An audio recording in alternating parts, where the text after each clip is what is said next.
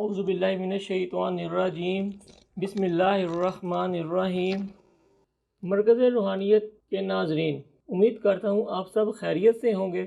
آج میں آپ کو حضرت داؤد علیہ السلام کی قوم بندر کیوں بنی اس بارے میں تفصیل سے بتاؤں گا۔ آپ کو ہمارا ٹاپک اچھا لگے ہماری ویڈیو کو لائک کریں، چینل کو سبسکرائب کریں، بیل آئیکن پہ کلک کریں تاکہ ہماری ہر نئے آنے والی ویڈیو کا نوٹیفیکیشن آپ کو آتا رہے۔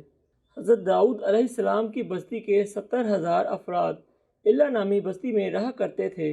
ان لوگوں کو اللہ نے ہزاروں نعمتوں سے نوازا تھا، لیکن جب راحت و سکون آیا تو یہ اللہ کی عبادت سے محروم ہو گئے اور اللہ کی مخلوقات پر ظلم کرنے لگے۔ تو یوں اللہ نے ان کو خبردار کیا کہ ہفتے میں ایک دن یعنی ہفتے کے دن شکار نہ کیا کرو۔ اتوار سے لے کر جمعے تک جتنا شکار پکڑنا ہے پکڑ لو، لیکن ایک دن اللہ کی عبادت اور مخلوقات پہ امن کے لیے رکھ دو۔ یوں اللہ نے ان کا امتحان لینا شروع کر دیا۔ وہ اتوار سے لے کر جمعے تک سمندر میں مچھلیاں پکڑنے لگتے تو مچھلیاں زیادہ مقدار میں ہاتھ نہ آتیں، اور جب ہفتے کے دن سمندر کو دیکھتے تو ان کو بڑی بڑی مچھلیاں نظر آنے لگتیں۔ ان لوگوں میں سے ایک شخص کو شیطان نے ورگلایا کہ پریشان کیوں ہوتے ہو، میری تغیر پہ عمل کرو، تم شکار سے کبھی محروم نہیں رہو گے۔ تو بس شیطان کے ورگلانے پر اس شخص نے ہفتے کے دن کانٹا لگا کر ڈوری کو سمندر میں ڈال دیا تاکہ مچھلیاں پھنسیں، اور شیطان نے کہا اس مچھلی کو تم اتوار کے دن نکالنا، اور یوں ہفتے کی حرمت بھی باقی رہے گی اور تمہارا شکار بھی ہو جائے گا۔ تو بس شیطان کی بتائی ہوئی ترکیب پہ ہفتے کے دن مچھلی پھنستی اور اتوار کے دن نکالنا اور خوشی سے کھانا، یہ ان کا معمول بن گیا۔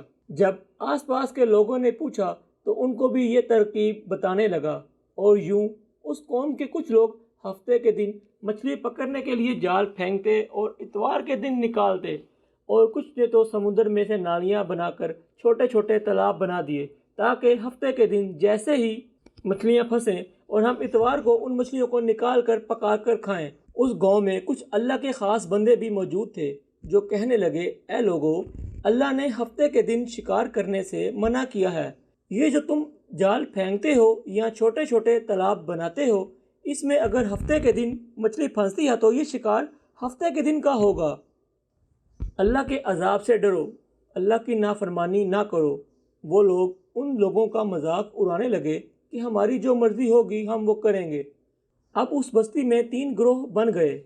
ایک ان 70,000 میں وہ لوگ تھے جو ان نافرمان لوگوں کی بار بار اصلاح کرتے، دوسرے وہ جو ان لوگوں سے نفرت کرتے اور خاموشی اختیار کیے ہوئے تھے، اور تیسرے وہ جو گمراہ ہو کر اللہ کی نافرمانی کر رہے تھے۔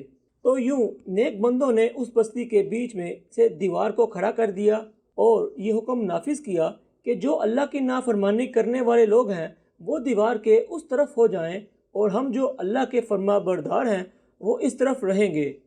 وہ سالے لوگ بار بار ان سے کہتے رہے، اے لوگو، اللہ سے ڈرو۔